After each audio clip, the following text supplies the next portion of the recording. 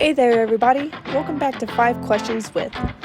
Last week, we had some amazing guests on the show, and boy, did we deep dive into their worlds. But here's the best part. We also uncovered their fun and playful sides. Our host, Scott Fullerton, has a treat for you today.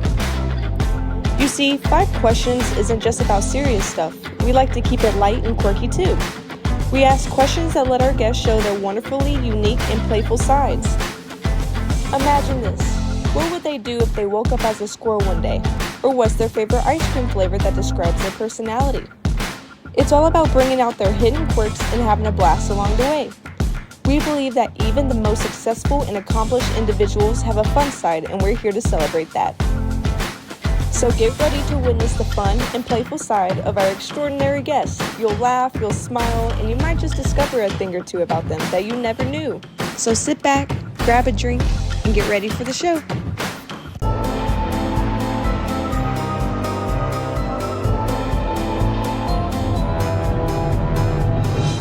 Alrighty, guys, if it's Tuesday, it's time for another 5 Questions With. Back in studio with me, the very handsome, the very talented Mr. Ben Baur is with us here. If you missed our interview last week, be sure to check the link below. We talked all about Ben's career. He has a new movie out. There's a zombie outside. Talked about that and so many other great things, so be sure to check that out. Ben, welcome back, my friend. How are you? I'm doing very well. Thank you so much for having me. Well, I enjoyed our chat and catching up, but let's do a little 5 questions, shall we? Sounds good. All right, question number 1. You've been so prolific in your career, writing characters, creating characters, acting characters. You're trapped in an elevator with 3 of your characters, either ones you've acted or written. Who would be the most drama-filled, and who would be the first one to escape? Oh my gosh. Who would be the most drama filled? Well, Alex from hunting season. He's drama, drama, drama. Most of it he built himself. As far as the first to escape, I honestly don't know. I don't know if I've ever Jace from something like Summer. Very much like the all around perfect boyfriend. Could definitely keep a cool head. Yeah. Nice. I like it. All righty. Question number 2. What's the most ridiculous or over-the-top direction a director's ever given you on set, or one you've had to give to a fellow actor? I mean, it's not over the top. It just anytime I think about it, it makes me laugh. But it's I was told, and I'm not saying by who or during what project, but he just screamed at me, "Make faces, just make faces," and I was like, okay, we're gonna make some faces. I love that. Okay. That's interesting. I like that. All right. Question number 3. All right. And you were rightly named one of 2015's Out 100 top LGBTQ personalities out there. Who do you see in today's landscape that you kind of look up to, or might be a breakout LGBTQ person that you're watching?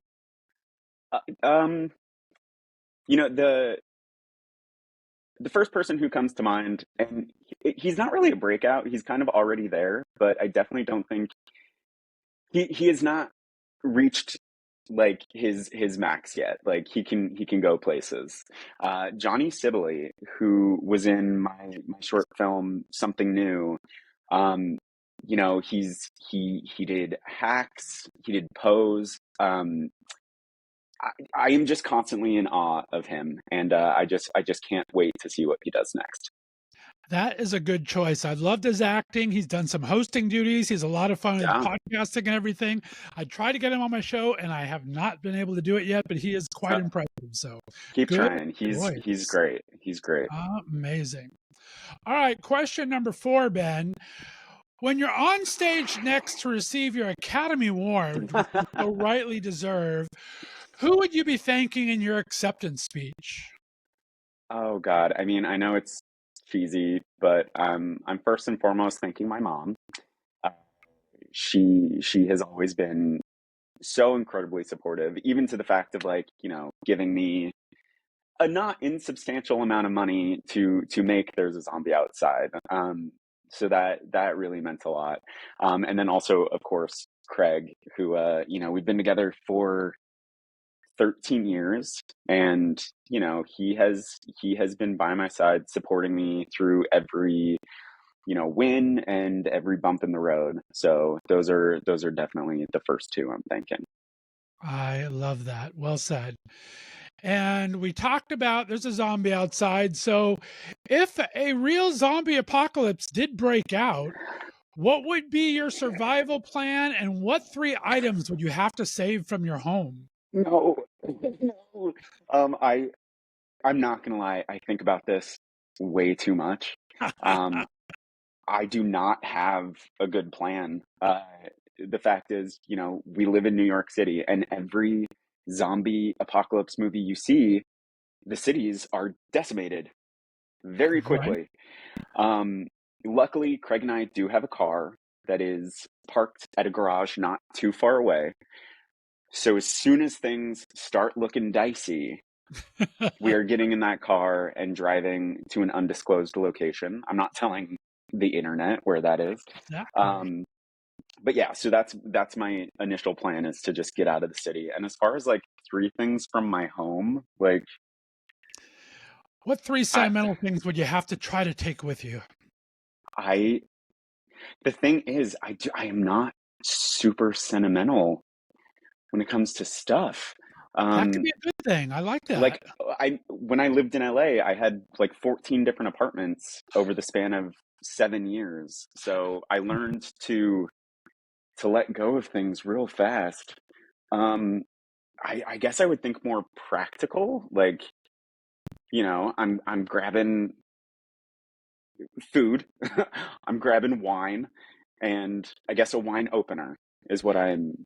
Those are three very practical, and I Yeah, like those. I yeah, like that a lot. yeah. Well, Ben Baur, you made it through 5 questions, my friend. I so appreciate having you back on the show. Remind everyone where they can find your amazing website and follow you along on social media. Yeah, my website is just www.benbaur.com, and follow me on Instagram at benjbauer. Fantastic. Stay on the line for me, my friend. Guys, if it's Tuesday, it's always 5 questions with. Be sure to stay tuned the next couple of days. We have brand new Left to Straight Show interviews every Wednesday and Thursday. We will see you next time, everyone. Have a great week. Bye bye. Yeah. With me back in studio today is John Garrison, author of the fantastic book Red Hot and Blue, all about the amazing tribute to Cole Porter that was done back in the 80s, or excuse me, 90s, when HIV/AIDS was rearing its ugly head as one of the first tribute and kind of a fundraising vehicles at the time. John, welcome back, my friend. How are you? Thank you very much. I'm great. How are you? I am doing fantastic. I love the book. I've had a great time sharing it with friends. If you missed our full interview, be sure to check out the link below. We had a fantastic talk last week. You ready to do a little 5 questions, my friend? Let's do it. All right. Question number 1. Love to throw a dinner party on Left of Straight Show. We're all about foodies here. If you were able to throw a dinner party, invite 3 historical figures from any time, who would you love to kind of pick their brains in person at a dinner party? Oh my God. Great question. Let's see. I think Gertrude Stein, for all of her love of words, and she was there like in the 30s and stuff with a bunch of queer people in Paris. Quentin Crisp, because he's sort of one of those like grandfathers of queer letters, would be fantastic. And then I think Sylvester, the sort of great disco performer, early queer kind of uh, performer, just because, I mean, it just seems like Sylvester would be a total hoot at a dinner party. That would be an amazing dinner party. And because I have my inner foodie inside me, what is your best dish? What would you prepare?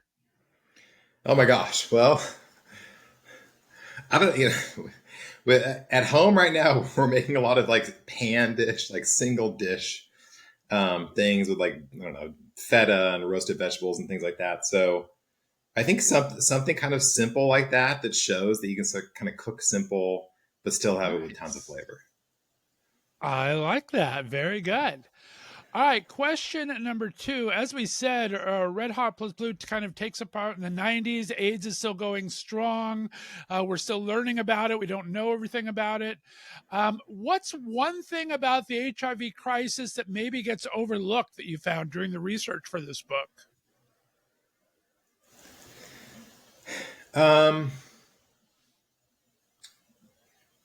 You know, I had forgotten. I listened in the book for Red Hot and Blue. I listened to a lot of recordings of old press conferences at the Reagan White House, and I had forgotten, maybe purposefully, just the way people used to talk about AIDS. So the way people used to refer to it as the gay plague or gay-related immunodeficiency syndrome. Really early on, people were saying this was a gay disease, as if only gay people could get it. And I think like just that kind of homophobia that was going on back then was something I blocked out, I think. But I think it's important to remind ourselves that was there and is still around. Very, very true. I become good friends with Duke Mason, who is, of course, grandson of James Mason and Belinda Carlisle's son.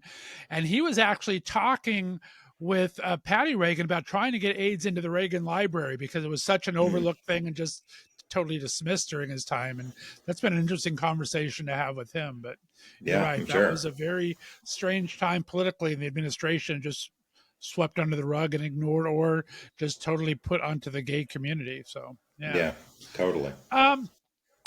If you could switch genres of writing anytime, what would be a fun thing for you to kind of change and switch it up to? I've always wanted to write a whodunit, like a really kind of fun detective novel. So I love watching like all the great British mystery shows on BritBox. I think it'd be so much fun to write one of those. I love a good gay mystery. That's one of my favorite genres to read. I love a strong female protagonist in it for some reason. My inner gay loves that. So all the Sue Grafton books and the Patricia Cornwells and everything, love those. That would be fun. I would be the first in line for that, my friend. Yeah, awesome. All right, and we're talking about this amazing music of Cole Porter. Question number 4, by the way, if you were able to go back and see any concert in person live, what would you like to go back and see? Whoa, that's a really good question. I'd love to see, it's not that far back in time, but with Tracy Chapman's Fast Car coming kind of back into the public consciousness with the kind of the re-recording of it as a country song, I'd love to go back and see Tracy Chapman in concert in like a really small space. I mean, she's a great sort of queer artist, sort of queer icon in her own right. I'd love to have just sort of been there when all that music, Revolution and Fast Car were coming out, and just sort of be there for the moment. I love the intimacy of that. That is a great choice. Forget Wembley Stadium. That would be an amazing venue. I'd see totally back in the day, right? Good answer.